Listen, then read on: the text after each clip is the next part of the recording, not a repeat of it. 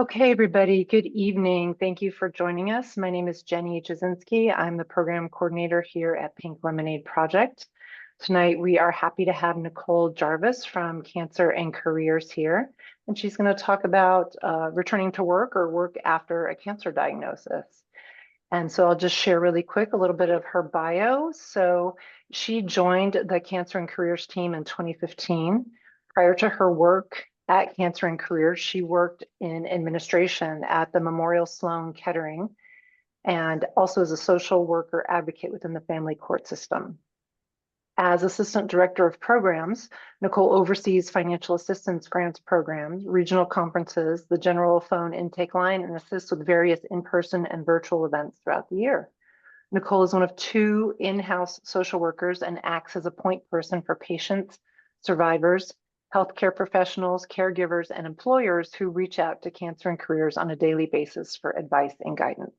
She lives in Denver, Colorado with her husband, two daughters, and two puppers, two dogs. So I will turn this over to Nicole. She's going to share her screen for her presentation. Great. Thank you, Jenny. All right, let me go ahead and share this. And I just want to double check, do I sound okay? I have a fan on just because it's 1,000,000 degrees in my office. Is it okay? Yeah, I think I hear you good. Okay, great.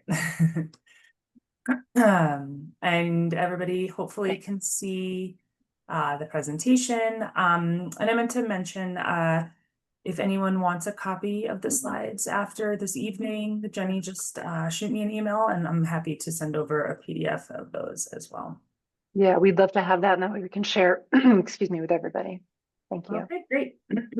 All right, so let's go ahead and get started. Again, my name is Nicole Jarvis. I am Assistant Director of Programs at Cancer and Careers, and I am also one of the in-house social workers, as was mentioned. So I manage our phone line. A lot of the time when people call, they'll get me, and a number of other programs that I will be discussing a little bit. Now, for those of you who aren't familiar with us, Cancer and Careers was founded in 2001 and is the only organization in the US solely focused on work and cancer issues. So we provide support through a number of programs and resources. All of our programs and resources are free of charge. Our website is primarily the main source of information on our programs and services, and these include publications in English and in Spanish, which will ship anywhere in the United States for free or can be downloaded on our website. Our online career coaching and resume review services, educational webinars, which are taking place throughout the year and are archived on our website as well if you're unable to make it to the live session. And then other educational events, including conferences. We just held our national conference back in June, which feels like 1,000,000 years ago, and we will be holding our West Coast conference on Saturday, October 25th. So please feel free to join us if you're able. It's all virtual, and registration is free. So if you have any questions, you can feel free to ask. Now, as we get started, I do just want to quickly share some numbers with you, really to provide some context for the issues that we're going to be discussing today. Now, if you look at this slide, you'll see that more than 70% of cancer diagnoses were made in adults of what's called prime employment years. So this is a really significant number, and it goes to show that if you have questions, you're likely not alone in that. Given the number of people that are experiencing something along the same lines. Nicole, I'm sorry to interrupt. The interpreters asked if you might just slow down your pacing just a little bit so that they're Sure. better able to interpret. I'm a notorious fast speaker, so I will slow down for sure. No problem. Thank you. Then you'll also see that 20% of cancer survivors are still reporting work limitations affected by cancer-related problems 1 to 5 years post-diagnosis. So what this data point does is it validates what we all know to be true, and that's that the effects of a cancer diagnosis continue to be felt even after treatment ends. Now, from a study that we did with Harris Poll, where we talked to people who continued working after diagnosis, 75% of those surveyed said that working during treatment helped them to cope. And This is a really strong statement about the role that work plays in our lives. Yes, it provides income and insurance, but it's also often tied to more than that. For many, work provides a sense of purpose and meaning that can provide a positive impact during treatment. And that's not for everyone, of course, but maybe the idea is one that fully resonates with you, or maybe it doesn't resonate at all, and that's also very valid. I would imagine that many of you on this call tonight are in different points in your work and cancer experience. Some of you may have already made decisions about work and your diagnosis, and so are really experts in your own right. And for others, the driving question that may have brought you here this evening is about wanting a new job. But really, my hope is that even if every slide isn't applicable to your current situation, you'll leave today better prepared to address some of the challenges that you find you're facing. And really, the overarching goal for this evening is to help familiarize you with some key concepts and provide you with tools that might help you in making employment-related decisions that are going to work best for you on an individual and unique level. Now, disclosure continues to be one of the biggest concerns from patients and survivors who reach out to us at Cancer and Careers. Now, whether or not to reveal your cancer diagnosis either at work or in other areas of your life is an incredibly personal decision. It also requires thinking through a number of considerations. You'll see that it's a topic that is going to come up quite a bit this evening, really because disclosure continues to be one of the more stress-inducing aspects when it comes to navigating work post-diagnosis. Now, it's important to think of disclosure being on a spectrum, as you can see on this slide. And what this means is that it's not a black or white issue, and there are no absolutes. Many of you who have been managing a diagnosis for some time are likely familiar with the gray areas of diagnosis and treatment. So it's important to take that into consideration when you do start to make more definitive decisions around disclosure. Now, something very important to keep in mind, and which I will probably repeat a few times tonight, is that you are not required to provide information about your health or your health history to your employer, and this includes current or prospective employers, nor can they legally ask. So, as you start to really consider this decision, you want to start by asking yourself how you feel about sharing the news. While some people are comfortable with the idea, others not so much. So regardless of where you fall, those feelings are all valid. You'll also want to ask yourself why it is that you want to share. Is it because it feels important to do so? Is it necessary in order to access certain legal protections or benefits? There's really no one right answer. It's about your specific needs, your preferences, and your circumstances. And of course, it's important to note that not sharing is also often an option. And sharing typically doesn't have to be an all or nothing scenario. So you can always start by sharing just a small piece of information that's relevant now and specifically critical for your present day needs.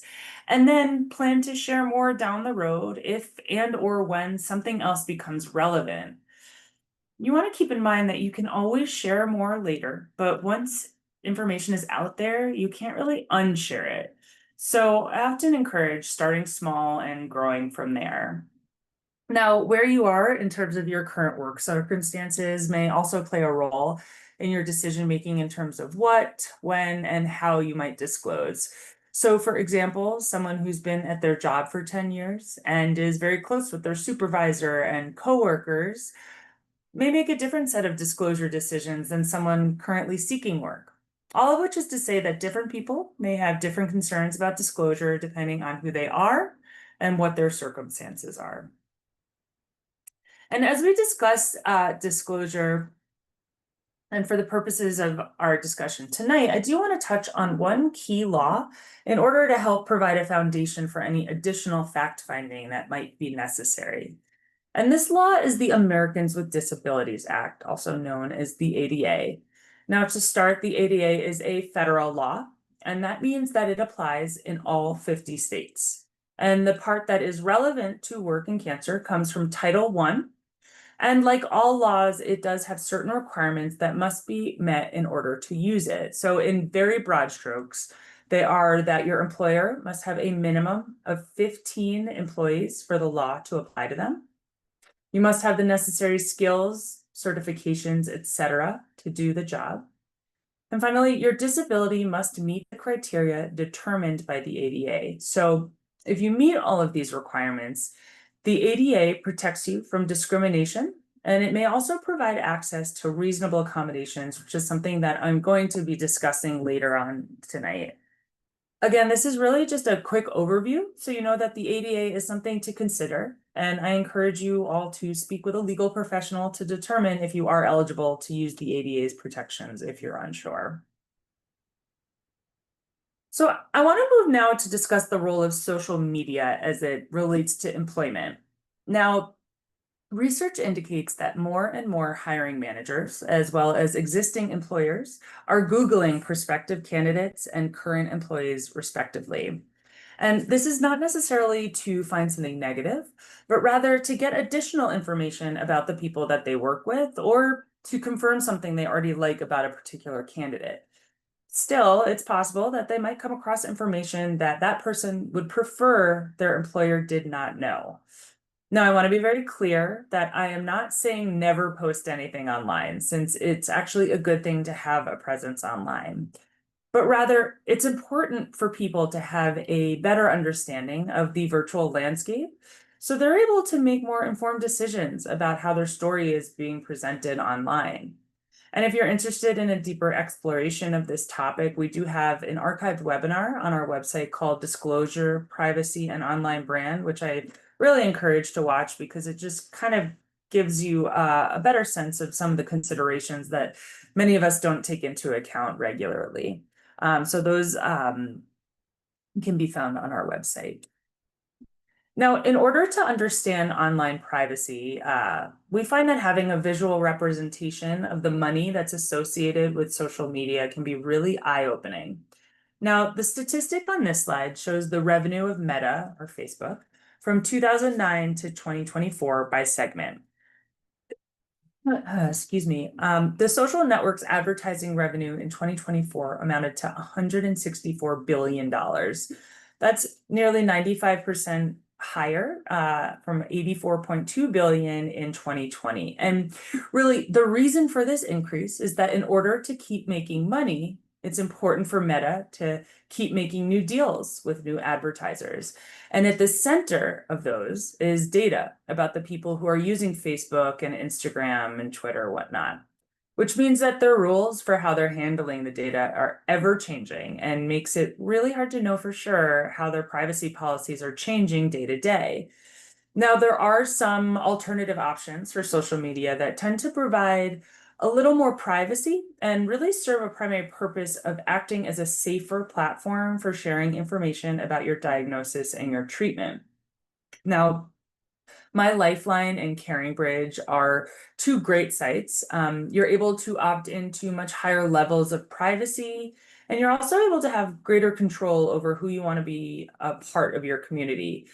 However, it's still really important to think about to just give it some thought before you share posts from these sites on other social media, because you do have the option to link those two. So really, in general, it's important to review any privacy policies for the websites where you might be sharing any type of personal information, because once it's out there, it is out there. Now, with all of the seemingly scary aspects of social media, there are ways to use it to your advantage, and this should definitely be done. Many employers are looking for information on candidates, and social media is typically where they'll turn now. Now, the three main sites being looked at are LinkedIn, or Twitter, X, and Facebook. And LinkedIn plays a huge role when one is job searching. For many, it's considered a secondary resume. It reflects not only current work experience and accomplishments, but it also highlights your interests by what companies you're following, what type of content you're reposting, and really your overall activity. You want to make sure to keep it strictly work focused. So commenting on interesting industry related articles, sharing blogs you've written, or updating your network on what new certifications you've received or are working on. Twitter, or X as it's now called, is a great way for you to curate what employers can see of your professional self. Now, with that said, keep in mind there are ways to set a profile to private or public. Both have pros and cons, so just be sure to weigh those as you make that decision. And really be mindful of what you're liking, reposting, or posting yourself, as it's really important when considering the image that you want to be presenting to a potential employer. And finally, Facebook, as we discussed, has a lot of nuances. And while it may not be the place where your employer initially goes to find out about who you are as a professional, they may take a look to better understand who you are on a more personal level. So with that said, it's important to be aware of what your name is attached to in order to be fully cognizant of what's out there. So regular checks on your social media tags and mentions, as well as what you yourself have posted or commented on, can be really helpful when you are working on cleaning up your online presence.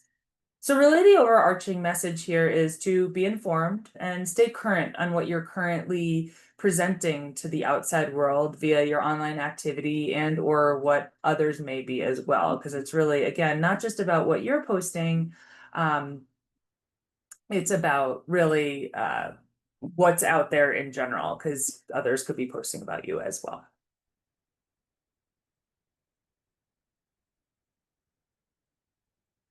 So moving from the online space to the actual workplace, I'm going to now discuss returning to an existing job.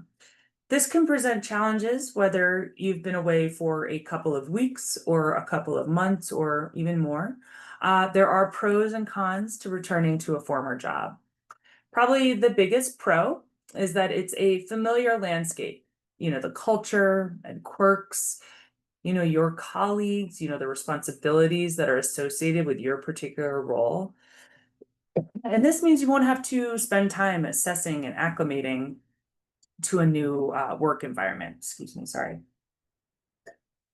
Of course, there are also cons that are associated with returning to a previous job. There's the very sneaky and sometimes insidious before picture, which I think many of us have in various areas of our lives, particularly as we get older.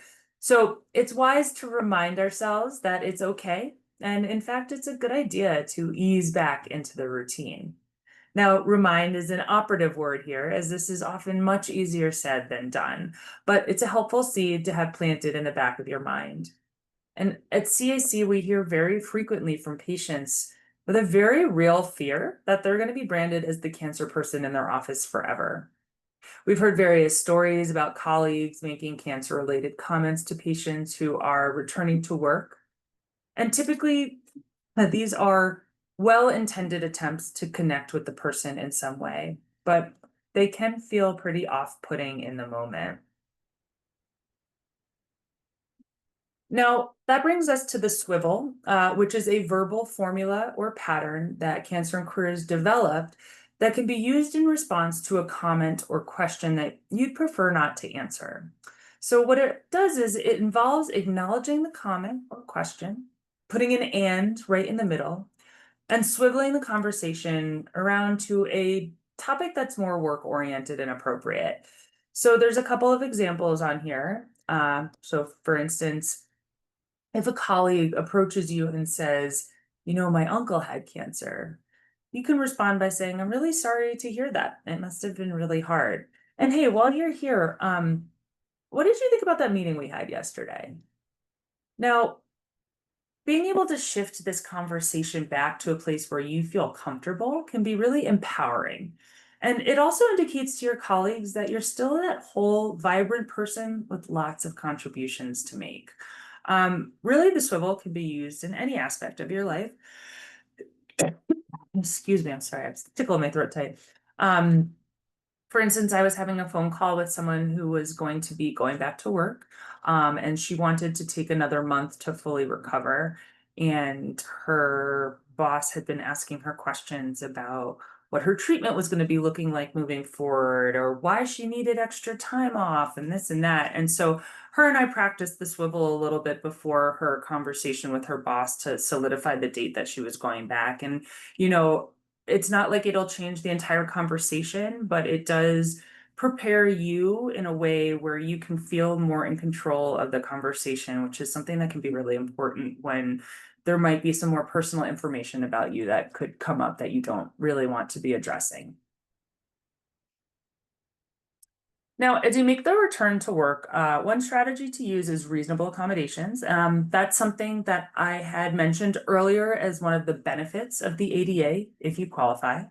And basically, these are tools that can be used to make working through treatment or returning to work after treatment much more manageable. Now, there's a lot of information available on what reasonable accommodations are, how to use them, and how they can be valuable for both you and your employer.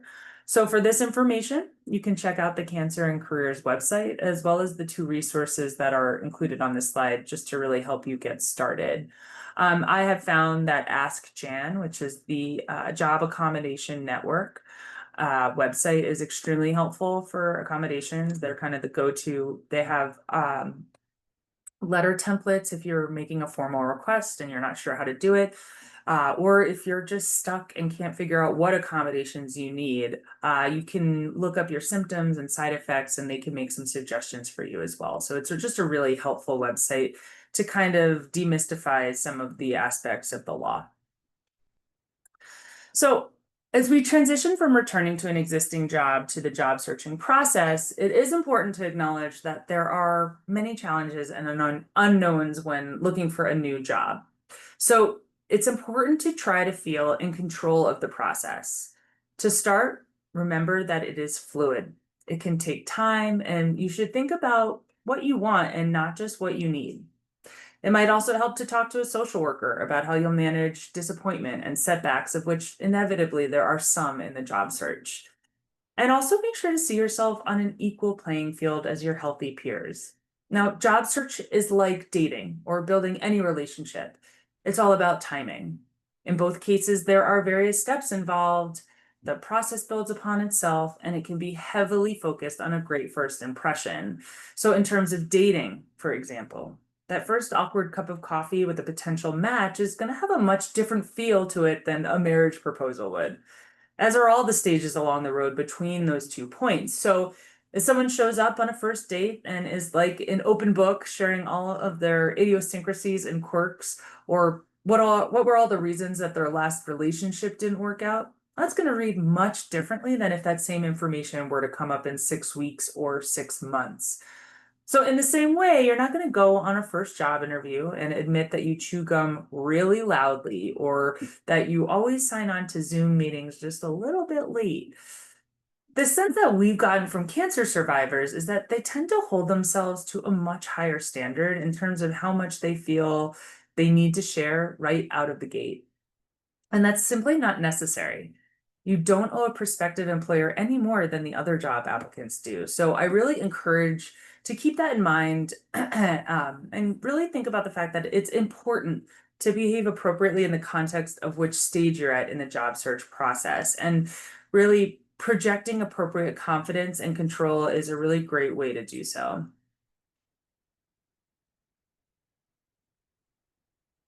This brings us to figuring out what you actually want to do. And this really involves taking time to think about things that most of us don't stop and evaluate regularly. So rather than just taking a leap of faith, there's some groundwork in place.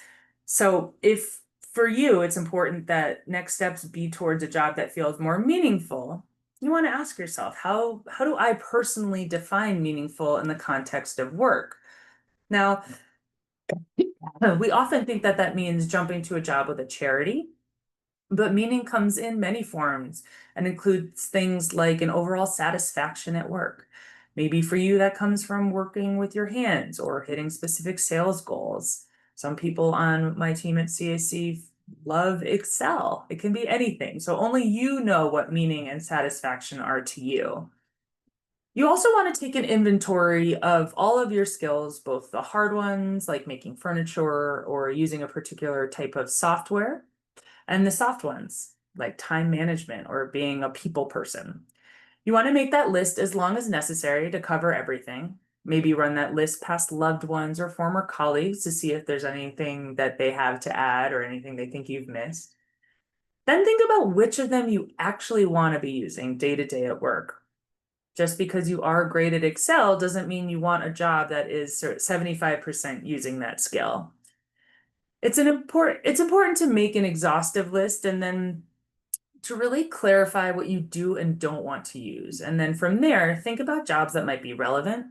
Talk to people, have informational meetings with those who have jobs that might sound interesting to you. And you also want to make sure that you're giving some thought about whether it's the job that matters to you or the company that you'll work for. Now, for some, it's going to be all about the specific work they're focusing their energy into doing day to day. But for others, it's going to be about being part of that larger organization or community. One is not better than the other, but really the point is to figure out what's going to work best for you. Now, following a cancer diagnosis, many report wanting to do something different with their career, either due to time constraints, shifting priorities, personal realizations, and so much more. So figuring out what you want to do requires an information gathering process that can really help set you up for success. And so this way you are fully prepared to find the job that's going to be the best fit for you. And we do have a career change webinar that's archived on our website if any of you are interested in learning a little bit more about that. Now, while it's true that only a small percentage of people find employment through job boards, the most important thing I want you to take away from this slide is that it's critical for you to understand that the job search needs to be multifaceted. Now, in addition, job search sites can be very useful for getting a sense of what companies are looking for, how they're describing the skills they're hiring for, and what types of requirements are associated with the role. Additionally, these sites can often provide some useful tidbits about the company prior to the interview. Now, reading between the lines of jobs that are posted on these sites may provide you with a sense of the company culture and attitudes, and this can help you to assess whether they align with your work style and ethics. But all that said, not all job boards are alike, so there are some that cater to specific industries or work type that may be very effective places to find opportunities. So when I say job boards here, I'm really referring to things like Indeed or Career Builder or Monster, just the really large sites that host huge numbers of vacancies across all types of industries. But it is certainly worth looking into more particular specific websites that post jobs and industries that you're looking for. They might be a little less applied to having not been on those huge websites. And while job boards can provide further insight into what companies may be looking for, they really aren't the key tool for actually getting a job. So the question becomes, where do you go? Now, according to one of our career coaches, more than 85% of jobs are found through other people. That's versus through job boards, headhunters, or ads. So what this does is it really highlights the fact that networking is a necessary part of the job hunting process. You want to try to be open-minded when it comes to networking. Basically, anyone you know can be a source for networking. People on this call could potentially be a resource for networking. There's also online resources like LinkedIn, which is the go-to source for employers who are looking to hire.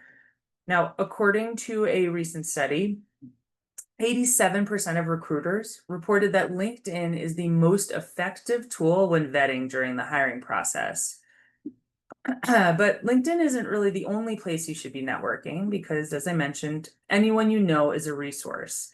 Often people think that they should only be speaking with people that they've worked with or those who are in their professional community. But that's not true. Any community you're part of is part of your network.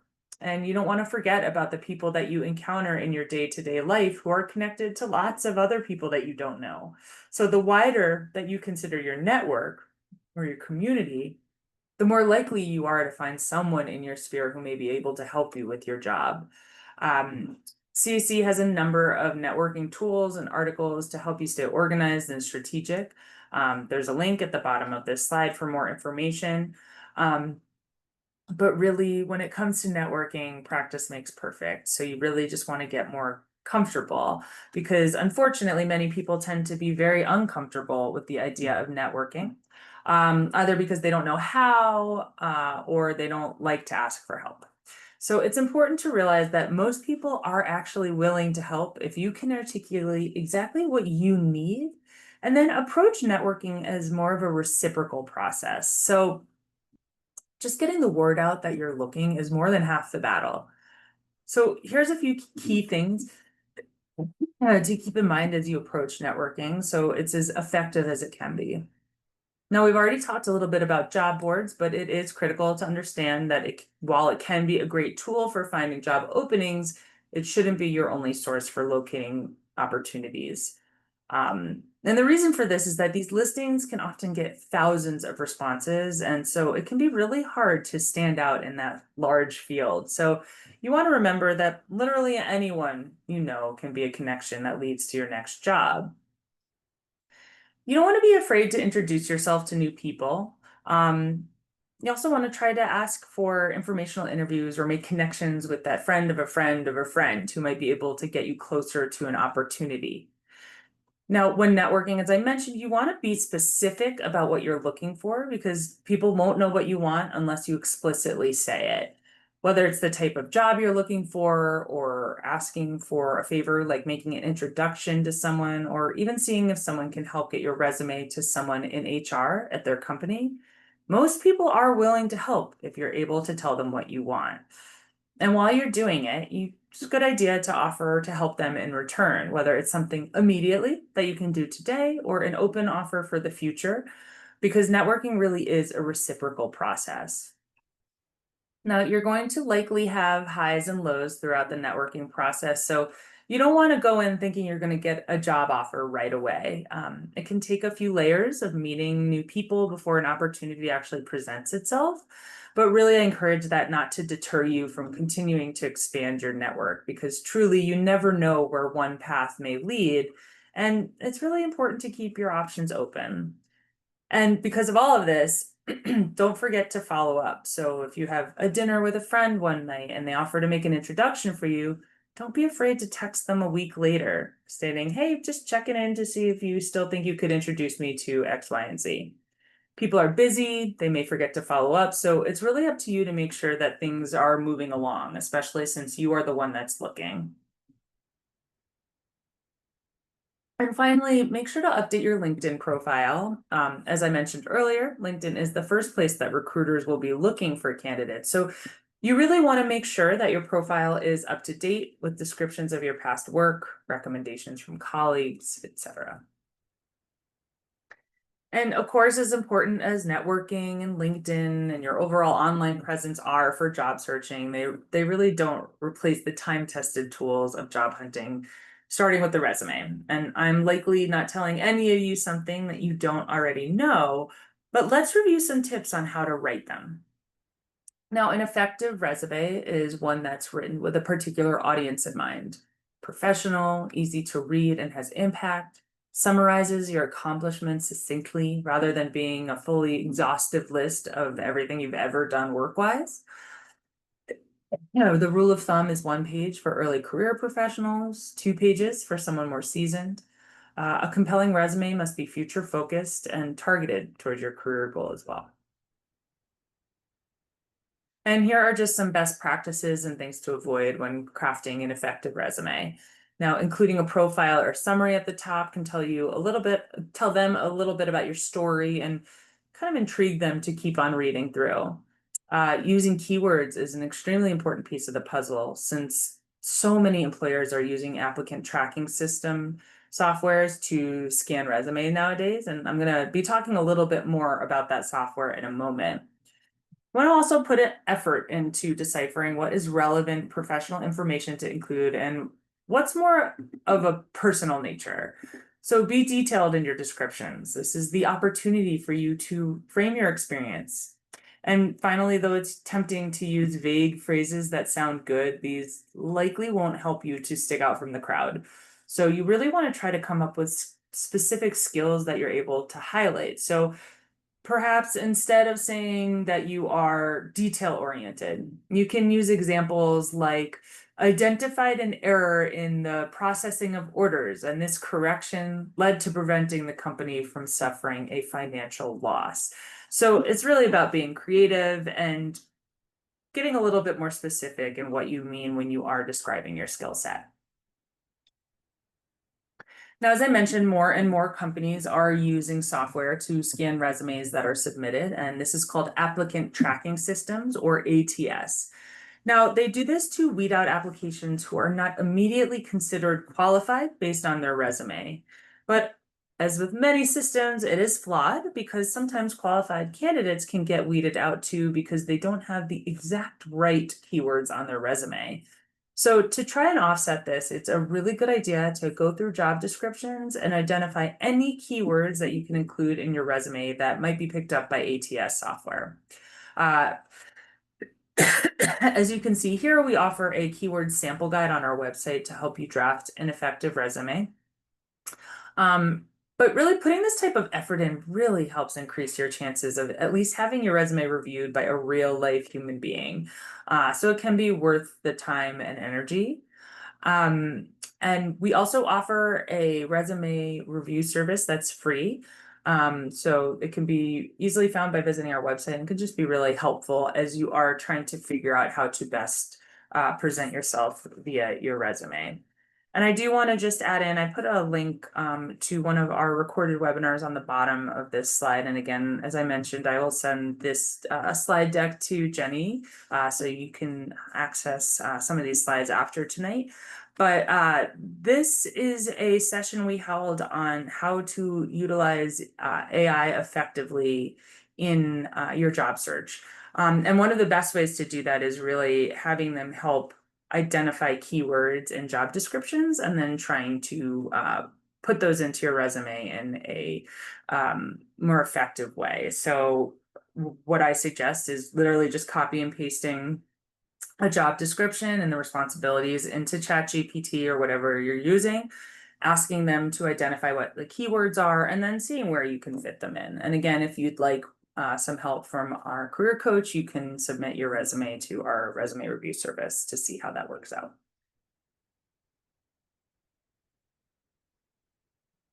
So also in addition to a resume, the cover letter is vitally important to the hiring process. Along with your resume, it's really what helps you get in the door. So you want to make sure to include a cover letter, even if it's optional. Your cover letter is the first example of your communication style and writing skills. And what it can do is really bring color and life to who you are as a person in a way that a resume really can't. So what's key to know about a cover letter is it should be tailored to the specific job you're applying for. Do not use a form cover letter. Though it's tempting, especially when applying to a lot of jobs in one day, it may save you some time when applying, but it really won't help you in the long run. Honestly, as someone myself who has been involved in numerous hiring processes, it is immediately clear when we're seeing a form cover letter. And for many employers, that automatically means getting moved into the no pile rather than considered for interview. So just something to keep in mind. You also want to make sure that you're not copying exactly what's on your resume because you want to use the cover letter to draw connections between your accomplishments and the job you're applying for, especially if you are potentially applying for a job that's a little bit outside of the experience that you've had in the past. Perhaps you're doing a career change. This can help them understand how your skill set can be applied to the job at hand. And of course, your resume can't display your enthusiasm for an organization, but your cover letter can. So you want to mention specifics about your interest in the company, maybe things you read on their website that really caught your eye and why they caught your eye. So you want to mention specifics that show your interest while being careful not to overdo it because you don't want to look like you're pandering in your cover letter. As I mentioned for the skills, you want to highlight experience that aligns with the job description. So really drawing parallels and highlighting experiences that show that you're really well suited. And finally, do not forget to proofread. I can very much appreciate that taking the time to write a cover letter can take a lot of effort and be draining. And proofreading can really feel like an extra unnecessary step on top of that, but it would be a real shame to let typos undermine all that hard work, especially if you describe yourself as detail oriented and then you're submitting a letter with typos. Just isn't a good look. So you want to be sure that you're as buttoned up and polished as possible. Now, as we talk a little bit more about the job search, I do want to share a little bit of data gathered from our Harris poll. These are polls that we do every year, or every other year, just to get a sense of what's going on with people who are diagnosed and working. So you'll see that some of these data points are a little concerning, and I don't share this with you to make you nervous, but rather so that you're able to feel validated in perhaps some of the concerns and fears around looking for work. Now, despite the data in the bottom two bullet points, the more informed and prepared you are around your feelings and preferences for disclosure, the better able you are to handle some of the challenges that may come your way. And so really, as I went over before, and I'll mention again, disclosure truly is such a personal decision. So it's really about thinking about why you're sharing this information. And, it's such an disclosure continues to be an important aspect, whether it's the job search or your current job. But with the job search, there does tend to be a lot of anxiety around the disclosure piece. In particular, a question we're asked almost daily is if a cancer experience should be disclosed in a resume or cover letter, either as a positive or as an explanation of some sort. Now, my first response is always do whatever you're comfortable with, but consider it like this. The goal of a cover letter and resume are to get you an interview based on your skills and potential. So in that sense, your diagnosis and treatment really aren't part of that conversation.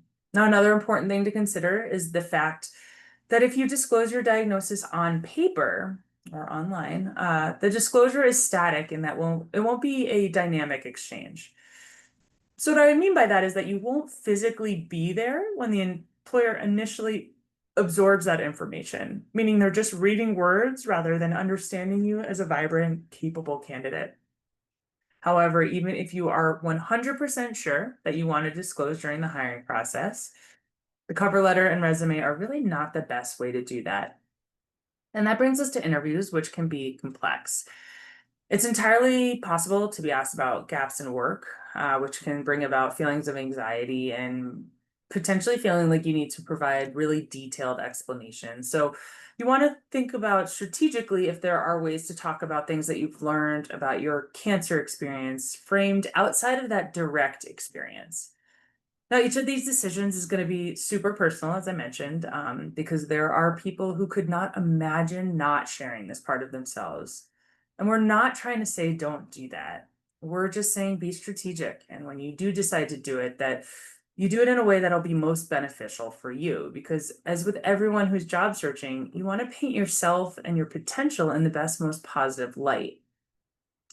There is no one who's walking into a job search or walking into an interview ready to share every single thing about themselves in every single way of the good, the bad, the ugly.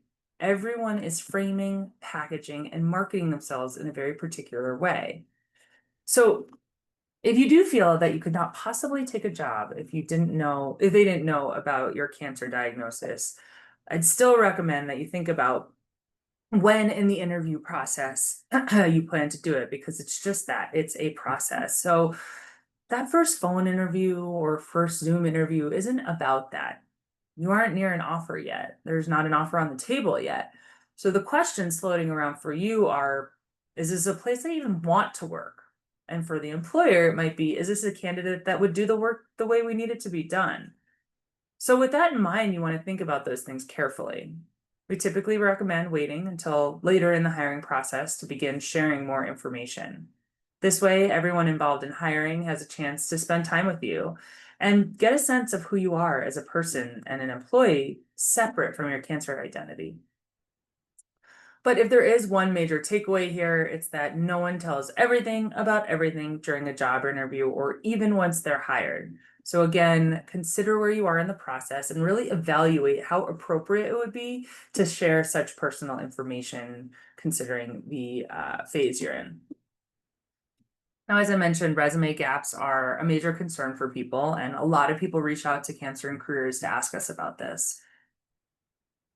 Now, gaps are common for people who may have had to take time off for treatment or recovery, or who perhaps needed to leave their job because they were unable to continue working. So it's important to understand the shifting attitudes among hiring managers who are seeing these resume gaps frequently.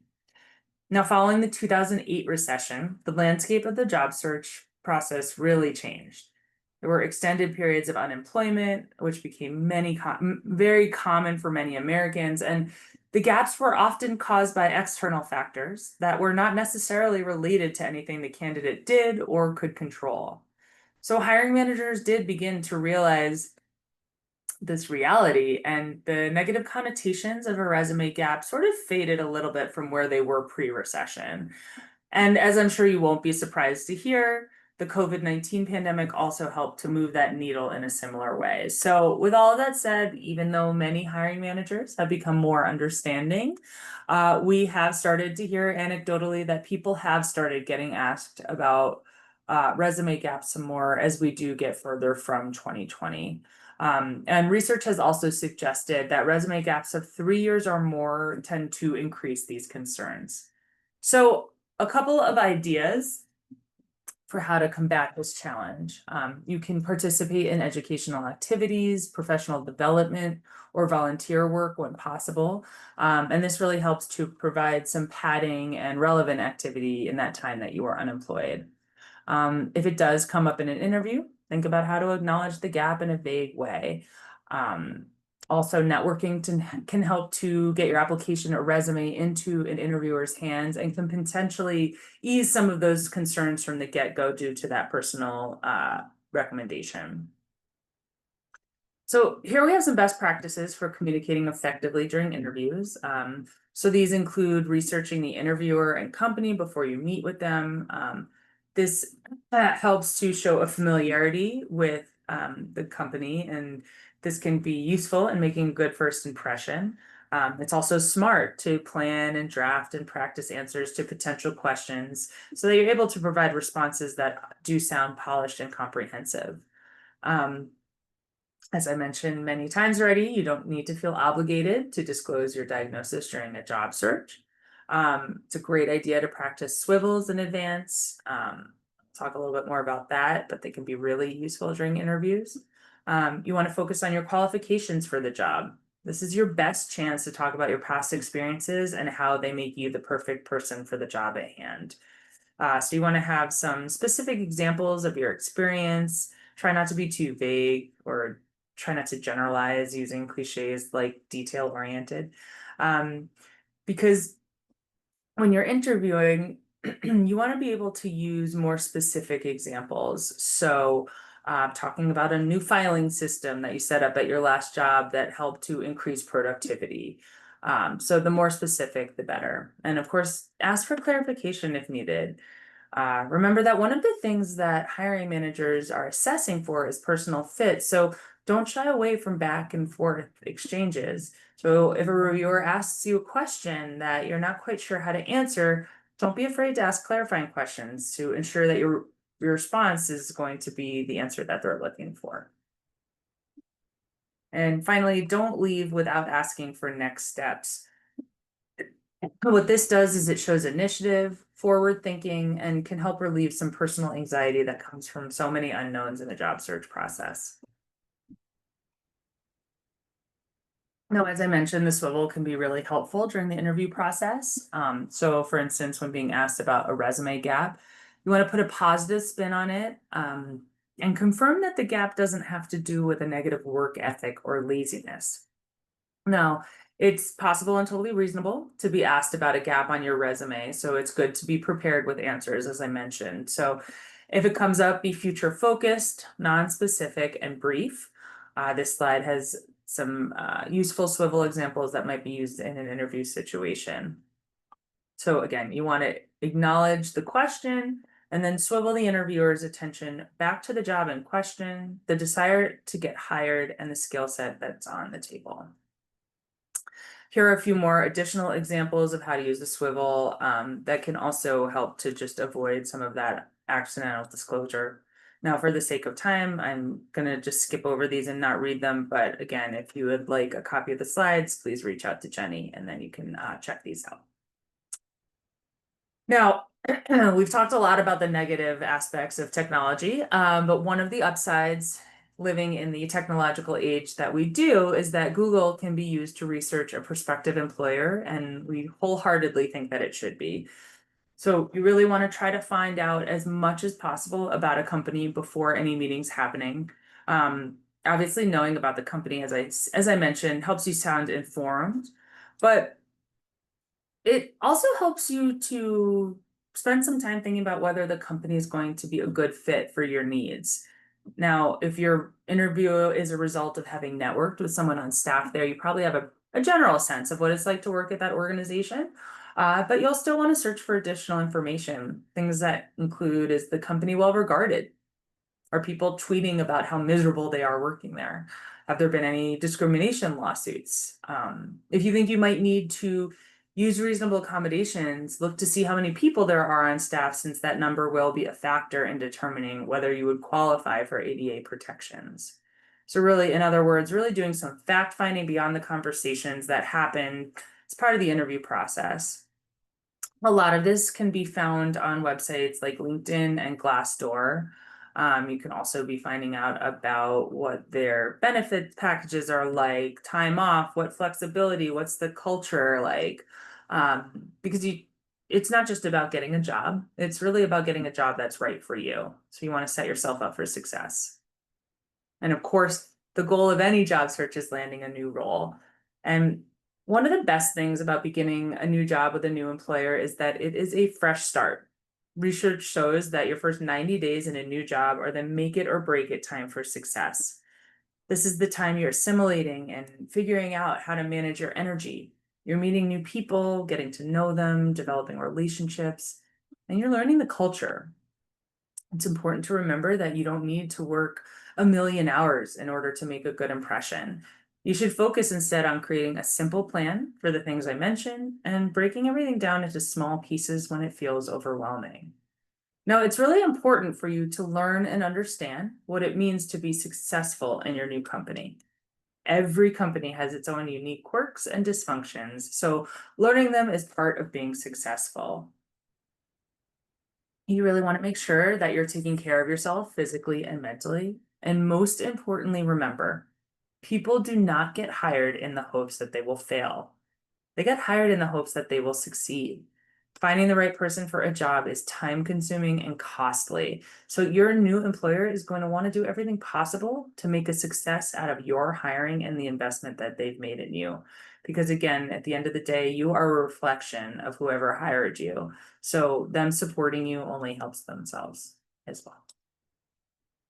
Now, that's the end of the content portion. I just do want to share a couple of upcoming events that we have coming up. As I mentioned, we have our West Coast Conference on Working Cancer, which is virtual and taking place October 25th. And then we do not have dates quite yet for our 2026 conferences, but they do tend to take place in March and June. These are some of our upcoming webinars. That can be really helpful. And as I mentioned, we also archive them on our website. And we have started in the last few years offering more Spanish programming. So these are some of our upcoming Spanish events as well. And finally, I just wanted to leave you all with my contact information. If we don't get to your question this evening, or if anything comes up afterwards, or you just want to say hi, feel free. You can shoot me an email or give me a call anytime. And I will hand it back to Jenny now. Okay, thank you so much, Nicole. That was super informative and very interesting. I'm going to go ahead and turn off the recording now.